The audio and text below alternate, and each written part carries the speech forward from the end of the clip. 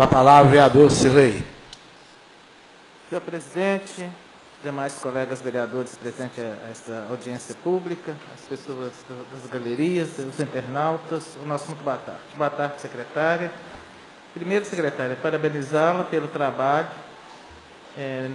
Toda a cidade, quer dizer, as pessoas ficaram apreensivas como que seria o processo de volta às aulas. Não só em Oliveira, mas em todo o Brasil.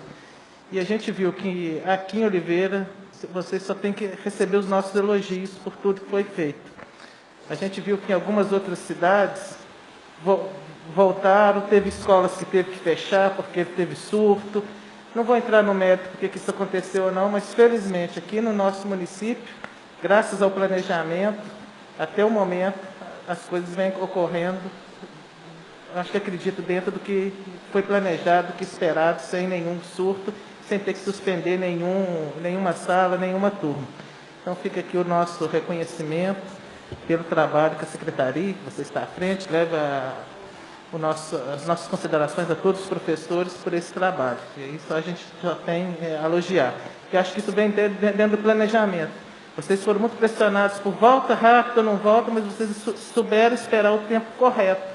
Às vezes, se voltasse antes, se surgisse um pico, muitos pais depois poderiam ficar com medo e lá na frente atrapalhar todo um programa de volta. Então, acho que vocês usaram o planejamento, o tempo correto para estar retornando. E agora, se Deus quiser, com a Covid aí passando, a gente tem visto os índices aí cada dia baixando, mais de novos casos. Se Deus quiser, esse ano e o ano que vem, as coisas normalizar, para que vocês continuem o belo trabalho que vem sendo feito. Eu teria algumas dúvidas aqui, secretário. Com relação de jovens e adultos, é só uma turma, como foi mencionado, porque é que cabe ao município ou porque não tem demanda para essa área? Até 2012, nós atendíamos ensino fundamental 1 e ensino fundamental 2. A partir de 2013, o ensino fundamental 2 foi levado para as escolas do Estado. Então, hoje a gente só atende de 1º ao 5º ano. E aí não existe a demanda realmente. É uma turma, e até tinha pedido para colocar foto, porque eu mesmo fiquei muito emocionada quando eu vi os adultos também usando o acrílico à noite, depois de... nós estamos com uma turma aí de 15 alunos. Uma outra questão que eu vou entrar aqui, que não é diretamente ligado à audiência aqui, mas foi a implantação do projeto para os estudantes de nível superior com a ajuda do passe escolar.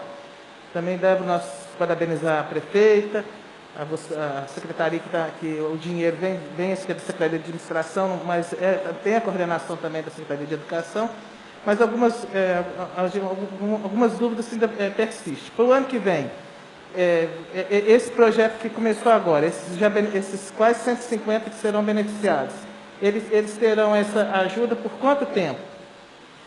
Os que foram inscritos agora, estiverem em dia, corretamente, preencherem quando eu falo preencherem os requisitos, gente, porque a gente ainda está meio que numa onda das universidades que algumas não voltaram, algumas continuam, a UNA não voltou, o ENG, alguns cursos não voltaram, então aqueles que apresentarem mensalmente, que estão indo presencialmente, eles têm esse benefício até o final do curso. Aí, no final do ano, nós vamos abrir novo edital para que novas pessoas se inscrevam. Vamos imaginar um aluno da UNA que está nesse projeto. Ele não vai conseguir apresentar mensalmente que ele está presencial. Então, se o auxílio é transporte, a gente não tem como fazê-lo, porque depois nós vamos ter aí uma cobrança, do próprio Ministério Público. Então, mas ele vai poder se inscrever novamente, o ano que vem, quando a faculdade, espero que todos possamos voltar ao normal o ano que vem, a gente vai abrir novo edital. Eu ainda não entendi, secretária. O auxílio é para a pessoa, por exemplo, no primeiro período, ele foi beneficiado agora, é até o final que ele se formar? Até o final. Ou ele vai ter que sempre entrar dentro do processo Os que seletivo? estão agora, estão em dia, quando eu falo em dia, que vai levar todo mês a declaração de aula presencial, né, que vai levar ele até o final do curso. Ele já está cadastrado. Ele é para a vida escolar, Exatamente. desde que ele continue cumprindo aquelas condições de renda, tudo. Isso. Ele tem até o Ele final. tem até o final. E a intenção é todo ano abrir um processo seletivo? Todo ano abrir um processo seletivo. Porque a gente imagina o seguinte, uma turma sai, tem outra entrando. Né? Aqueles que vão formando, né? Então não é uma demanda, a gente acha que não vai ser uma demanda tão grande, o município vai conseguir arcar. Tem uma previsão assim, de gasto anualmente que seria destinado, está começando agora, mas em mente, quanto que seria por ano para fazer essa manutenção? Olha, agora, né, mas vai ser mais ou menos 150 mil mês. Essa é a estimativa. Uma outra questão que a gente tem visto hoje, e a gente parabeniza também, é a colocação de quadra na maioria das escolas do município. Essas quadras são de grande importância, é um atrativo para as crianças continuar nas escolas, tendo esporte, tendo lazer. Mas a minha dúvida, essas quadras, além da área esportiva, nos seus finais de semana ou à noite, fora dos horários das escolas, tem algum programa que será, junto com a Secretaria de Esportes, para a comunidade poder se beneficiar também das quadras?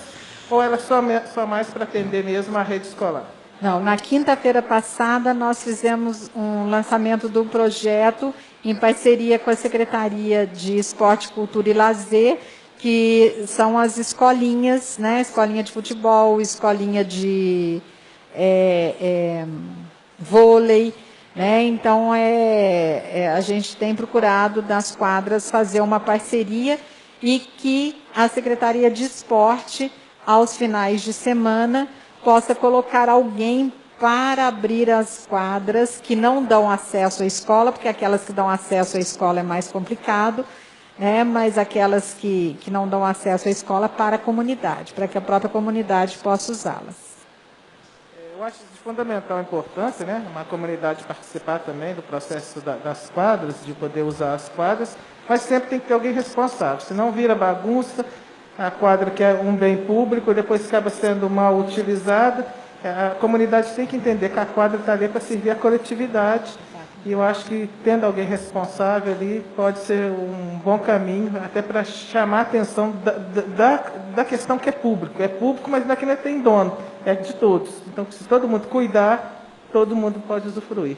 Então, fica essas nossas considerações. Essa sua fala, inclusive, eu falei na entrevista a semana passada, que essa questão de achar que o público não é de ninguém, a gente tem que tirar isso da nossa cabeça. O público, ao contrário, é de todos nós. Então, quando a gente quebra um bem público, somos nós mesmos que vamos pagar por isso, né? Então, que o povo tem que ter essa consciência que você colocou agora. Um outro assunto aqui, André, nós tivemos uma audiência pública há poucos dias aqui, ouvindo o pessoal dos açougueiros aqui da nossa cidade. E foi levantada uma questão que quando a Secretaria de Educação e a Prefeitura fizeram licitação para a compra, principalmente de carne, comunicasse melhor os nossos donos de açougue. E no próprio processo licitatório, não é que a gente quer que beneficie gente da cidade, mas muitas vezes as pessoas daqui, eles não têm tanta oportunidade de participar, e às vezes é adquirido produtos industrializados que não têm, às vezes, uma mesma qualidade de uma carne mais fresca daqui. Então, que tivesse um carinho, não querendo que a gente burle a licitação de forma nenhuma, mas de facilitar para que o dinheiro ficasse mais próximo da gente, ficasse mais entre os comerciantes da nossa cidade, que está oferecendo também um produto de boa, às vezes até de melhor qualidade que um produto industrializado, e os dinheiros circulando na nossa economia do nosso município. É tudo que a gente queria. A gente procura cercar a licitação o máximo possível, mas às vezes eles não abaixam o preço, aí fica complicado, o outro abaixa. Só para finalizar a minha participação aqui, André, com relação à creche Dona Cidinha, eu tenho visto algumas publicações no Diário Oficial, que tem sido feito licitações lá para resolver alguns problemas. O que de obras vai ser feito na creche Dona Cidinha? Nós vamos reformar a creche, né? Acho que deve começar até a semana que vem, porque eu pedi para começar antes do feriado. Nós vamos trocar todo o telhado da creche, porque, infelizmente, da maneira que está, não é possível. E a gente já cobrou a empresa foi lá uma vez, falou que tinha arrumado, mas não arrumou, e a gente não pode ficar esperando. Então, a gente vai fazer a reforma e, ao mesmo tempo, entrar judicialmente contra a empresa. Agora, realmente, a última fala minha, presidente. Na prestação de contas de 2019, que foi analisada por essa casa, uma das recomendações do Tribunal de Contas é para a gente melhorar no município a questão da pré-infância, para cumprir aquelas metas lá do Plano Nacional de Educação.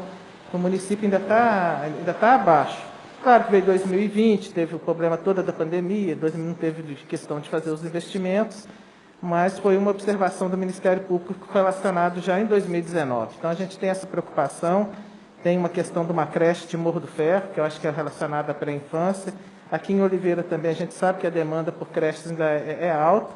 Então, fica essa nossa observação aqui, André, que dentro agora das coisas começando a normalizar, para que a Secretaria tenha essa visão para cumprir isso que o próprio Tribunal recomenda, e o que tiver dependendo da gente, dessa casa aqui também, para votar algum projeto de lei, ou correr atrás dos nossos representantes a nível nacional e do Estado, para que coloque mais recursos e verbas nesta área. Eu acredito que cada um dos vereadores aqui se empenhe, vai ter o empenho de cada um, para que o município possa avançar nessa questão. Te agradeço os esclarecimentos. Agradeço muito, Cirlei. E realmente, nós precisamos aqui em Oliveira de pelo menos mais 2 creches aqui na sede e uma em Morro do Ferro. A de Morro do Ferro é a que está mais adiantada. Nós estávamos com um problema no terreno, mas parece que agora o problema é só no sistema mesmo, que nós estamos com dificuldade de entrar novamente com um novo desenho que o engenheiro fez, né? Então, mas hoje nós já falamos no FNDE, eles falaram que é problema no sistema mesmo. Então, essa é a que está mais adiantada para a solução. E as demais, né?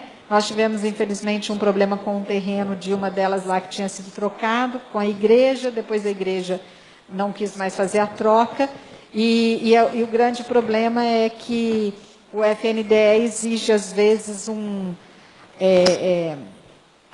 geograficamente, ele esqueceu que existe Minas Gerais no mapa. Aí é o grande problema que a gente enfrenta com as creches, né, porque quando fala em inclinação 0,3, 0,5, Minas Gerais é difícil da gente conseguir terreno assim, mas nós estamos tentando.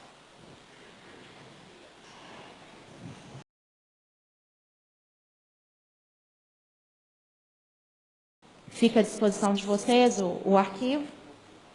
Com a palavra, vereador Cirlei.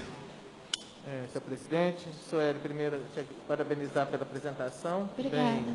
Bem explanado, o que traz aqui um conforto, que a gente, pelos dados apresentados, mostra que o município é economicamente equilibrado. Né? Tem as diferenças que estão ali, mas se a gente for analisar, como o ano ainda tem percurso, o que a gente acredita é que, fechando o ano, o município vai ficar equilibrado. Não ficaria nem dívidas e nem sobrar. Isso. No poder público, a gente analisa, muita gente tem que sobrar dinheiro. Quando sobra dinheiro, mas muitas vezes não é aplicado em políticas públicas. E aí o cidadão não tem o que ele espera, às vezes, de políticas públicas, ele fica a clamar dele ali. Então, o bom é ter um equilíbrio mesmo, gastando nas políticas públicas, mas também sem ter um endividamento. Só alguma pergunta, vai vir um recurso da Vale, do acordo da Vale, esse recurso vai vir separado, eu acho que o governador já fez a primeira parcela, eu acredito que ele não tem entrado ainda nesses valores aqui, né?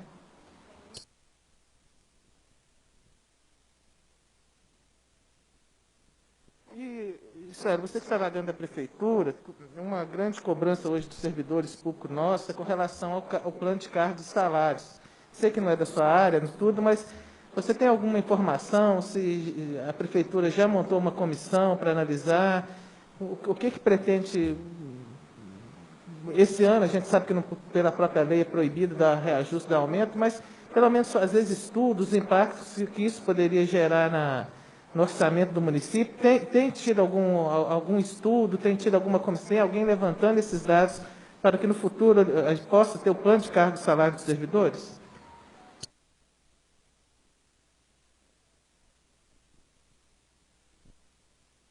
Oi. Eu sei que a questão de plano de cargos e salários é uma intenção, acho que de todo gestor, né? É sempre projeto de candidatura e tudo, inclusive não é diferente pela prefeita.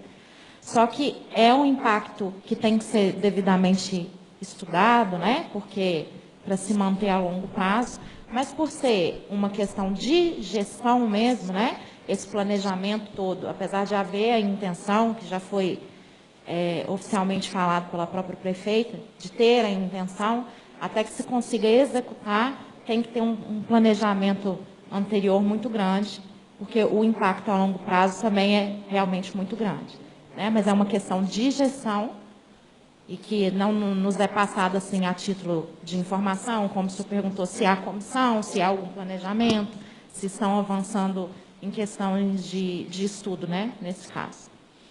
Com certeza, não é uma coisa que se faz do dia para a noite, tem que ser muito bem pensado para não colocar as finanças do município em dificuldade, tem que ser muito bem estudado, mas o que a gente espera é que o município pelo menos estudar, em cima das receitas, em cima das despesas, de quais setores, para que no futuro a gente possa estar votando, porque o plano também tem que passar para esta casa, para que a gente tenha uma melhoria, assim, cada vez melhor da valorização do servidor. Valorizando o servidor, você tem também a melhoria do serviço público, que contenta aí a sociedade. Uma dúvida que a gente tem também, muitos serviços públicos em Oliveira é transferido para terceirizados. Temos uma empresa que chama Colmeia, ela ganha a maioria das licitações de limpeza, de obras. Quando esse serviço é terceirizado, ele não entra na despesa com o pessoal. Com despesa de pessoal, não. Ele entra nas outras. Então, se não tivesse o serviço dessas empresas e fosse feito talvez com servidores do município, tivesse que ou contratar mais servidores ou tivesse mais concursos, provavelmente impactaria nos próprios números ali com gasto com o pessoal. Aumentaria, né? Mas às vezes a contratação de empresa ela se justifica inclusive pela falta de mão de obra, né? Em muitos casos, mão de obra técnica, em outros casos, mão de obra especializada, e em função disso é que a gente acaba tendo que contratar. Em contrapartida, o que a gente sabe é que o que há a intenção de ser feito, inclusive por cobrança do próprio Ministério Público, é o concurso, né? Que parece que já está avançando na questão dos estudos. Foi até um pedido pessoal meu para a prefeita, no sentido de que esse estudo, né, esse planejamento fosse feito de uma forma muito trazida para a realidade, né, porque a gente tem falta de mão de obra técnica especializada, o que acaba fazendo com que a gente tenha que contratar. E quando se faz concursos, às vezes a gente deixa de fazer esse estudo, esse planejamento, para saber a real demanda, né? Então, eu sei que isso foi feito, isso está sendo feito de acordo com cada secretário, cada secretaria, quais são as demandas, onde está havendo necessidade de pessoal, para que o concurso seja amarrado nesse sentido, né? Para que a gente consiga trazer para a prefeitura efetivos que vão ocupar vagas que realmente existem e, com isso, a gente, de repente, consiga diminuir a contratação, né? Não, com certeza, porque quando você terceiriza, e no caso de Oliveira, que nós temos o Instituto de Previdência Municipal, você penaliza as finanças do Instituto lá para o futuro. Porque você paga para empresas terceirizadas o Instituto arrecada menos, no futuro o próprio servidor, hoje empregado da Prefeitura, pode ser penalizado porque não sabe o que vai acontecer com o Instituto de Previdência se ele não tiver um equilíbrio financeiro. Então, é uma preocupação. E outra é a questão do próprio serviço público. Essa casa, essa semana, aprovou aqui um projeto, a questão do projeto de análise de projetos, porque a gente vê que lá tem demorado a analisar, mas muitas vezes por falta, às vezes, de servidores tecnicamente qualificados, a demanda é muito alta de serviço, o que acaba prejudicando, às vezes, o andamento. E acaba prejudicando o próprio desenvolvimento do município. Se você não tem os projetos de construção civil aprovados, consequentemente, é menos emprego na construção civil. Então, há necessidade de fazer concursos públicos, sim, principalmente para essa área técnica.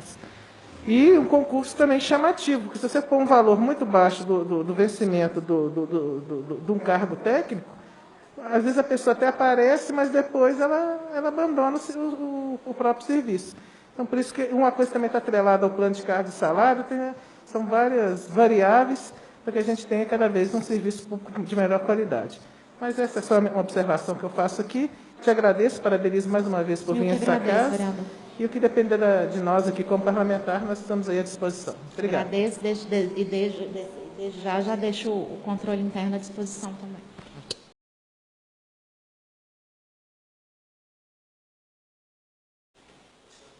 Com a palavra, o vereador Silvio Crespo. O pessoal do SAI, nosso boa tarde. Primeiro, agradecer a todos por vir a esta casa, mais uma vez prestando contas. E pelos dados aqui mostrados, a gente vê que pelo menos está tudo pelo menos equilibrado financeiramente. É isso, pelas explicações? Isso, a gente pode considerar, sim, que está equilibrado, principalmente agora no segundo quadrimestre, né? A gente está conseguindo, SAI está conseguindo trazer as despesas na medida do bolso da autarquia, né? Gastando dentro daquilo que ele arrecada, sem maiores complicações. Isso. E se considerarmos que hoje vocês têm uma despesa maior, que é a estação de tratamento de esgoto, né? Que nos anos anteriores não tinha tantas despesas. Quer dizer, mesmo tendo um aumento da despesa, mas conseguiu ter um equilíbrio. Com relação a esse parcelamento, foi 113, né? Você informou. Sim. Você 113. tem o percentual que não conseguiu ainda, que ainda está em dívida com o SAI, que vocês ainda não conseguiram fazer essa renegociação?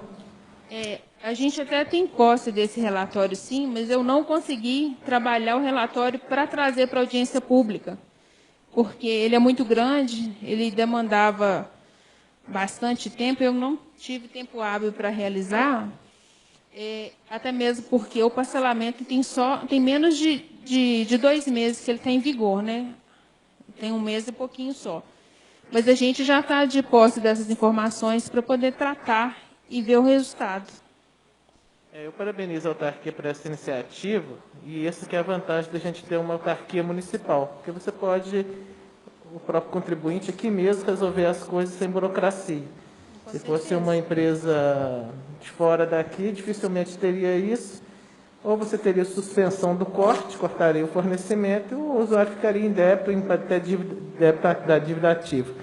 E quando você tem uma autarquia de gente daqui, a negociação é muito mais fácil, você resolve a situação sem tanta burocracia e sem tanto colocar em penalidades ao usuário. Então, vocês estão de parabéns na nossa visão por ter lançado o programa de regularização de débitos, porque foi uma coisa atípica da pandemia. Sim. E tentando aí também trazer, dentro do possível, um conforto aos usuários da autarquia.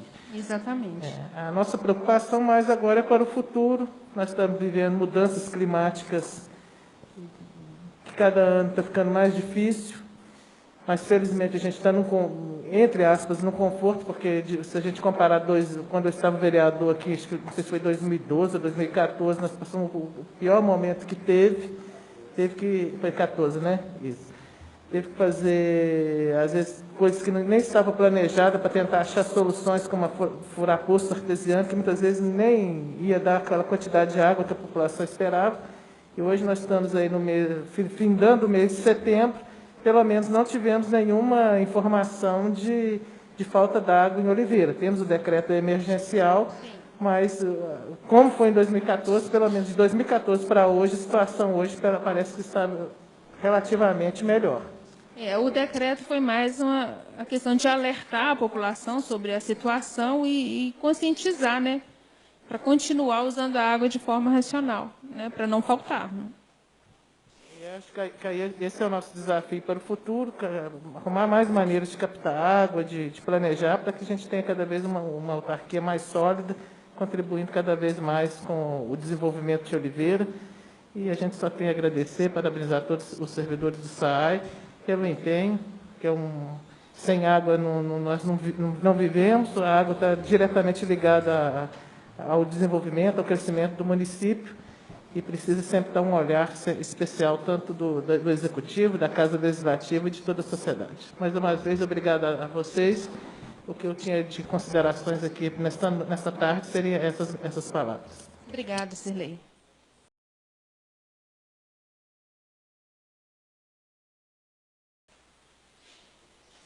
Com a palavra, o vereador Cirlei Cresce. Senhor presidente, o secretário Lucas, a gente agradece a vinda desta casa para explanar. Secretário, a gente primeiramente reconhece e parabeniza todo o trabalho da secretaria na questão de vacinação, na questão do enfrentamento do Covid. Como foi mostrado os números aqui, Oliveira hoje superou a nossa região e talvez até outras cidades do estado. E isso é graças ao esforço de toda a equipe. Então, fica o reconhecimento desse vereador nessa casa aqui. Obrigado. Eu tenho algumas considerações aqui, secretária, perguntar. Agora, com relação pós-Covid, primeiro, eu li uma matéria no jornal O Tempo, que o governo federal está mandando desativar as UTIs. Eu não sei como que é o caso aqui de Oliveira. Você tem alguma informação ou não? Porque parece que o governo federal não quer repassar mais recursos para essas UTIs e CTIs. Tem alguma questão? Como que foi aqui em Oliveira a negociação? O que foi implantado aqui para a Covid, a gente vai ficar com ganho pós-Covid ou ocorre algum risco devido a essa falta de recursos aí do Ministério da Saúde? A gente ainda mantém os leitos, né?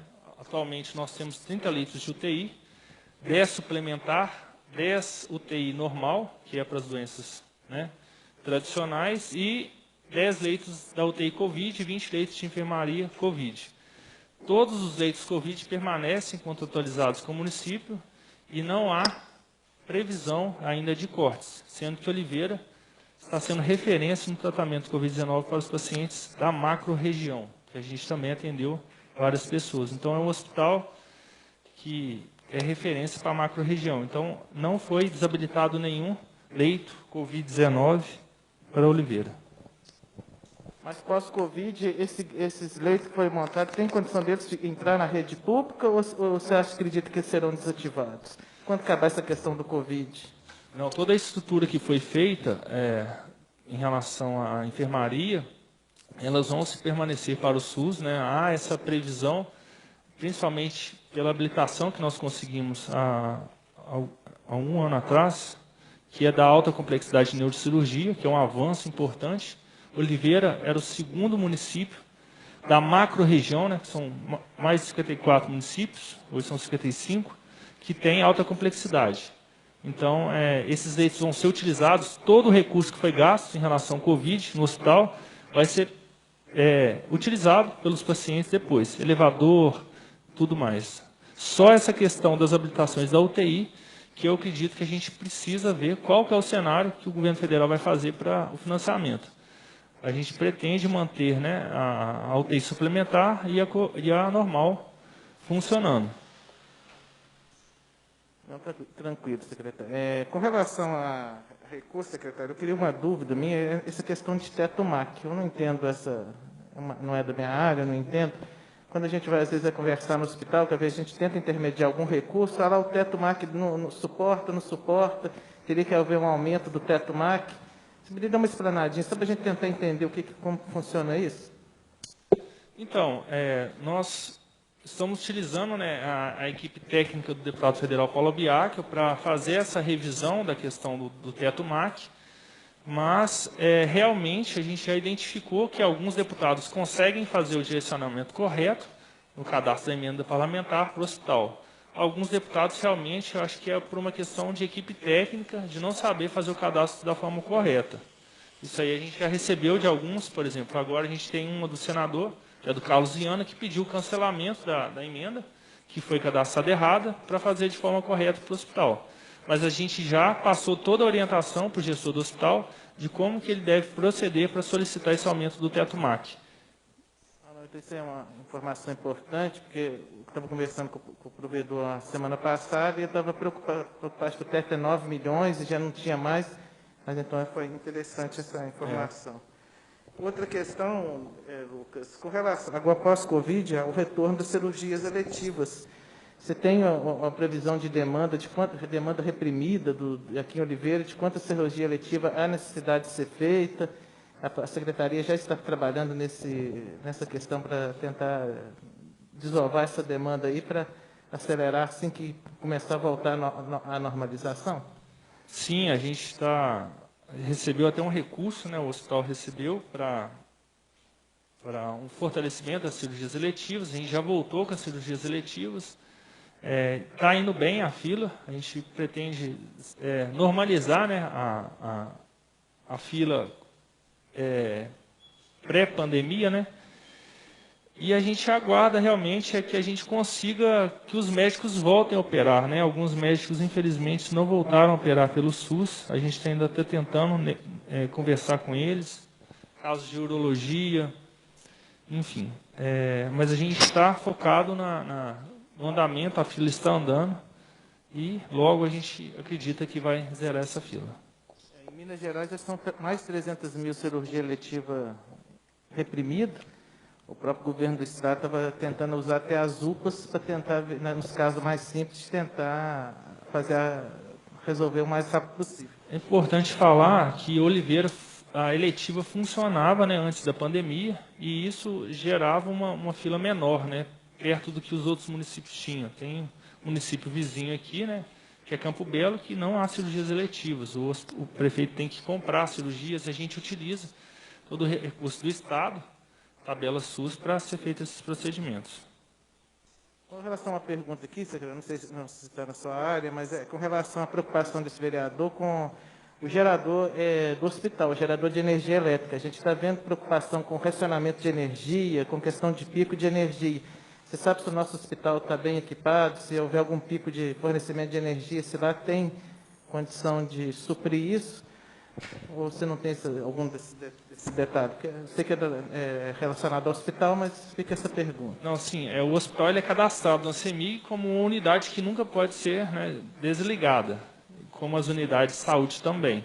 Então tem um gerador lá, a gente fez um aumento de capacidade até do reservatório de oxigênio, vocês viram, né, ainda esse ano, na pandemia.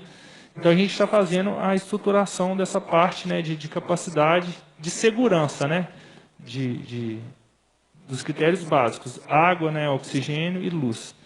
Então, nesse momento, está controlado. Então, a gente já conversou com a CEMIG sobre essas questões, mas o protocolo e a lei rege que não pode se desligar luz, né, mesmo com atraso de pagamento.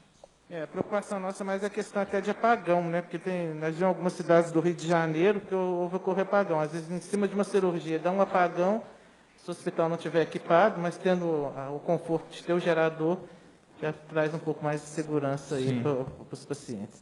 E finalizando, secretário, algumas queixas que a gente recebeu durante esses últimos meses, mas até agora parou, foi o fato, às vezes, de alguns medicamentos, como tira para medição da glicose, ou alguns equipamentos simples.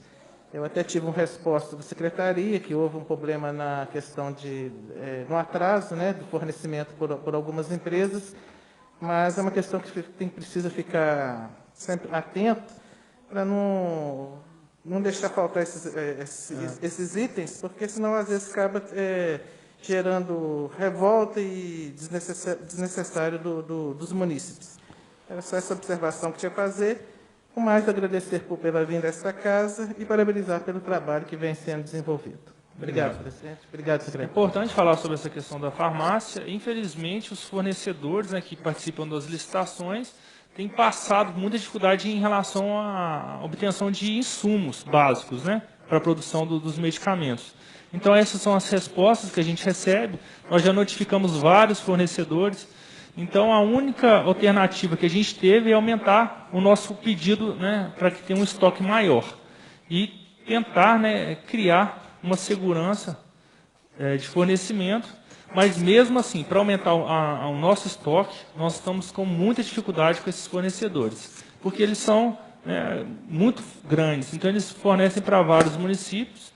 Então, a gente está seguindo um pouco na pressão, né? Notificações, até mesmo, se for necessário, as multas, a gente vai aplicar.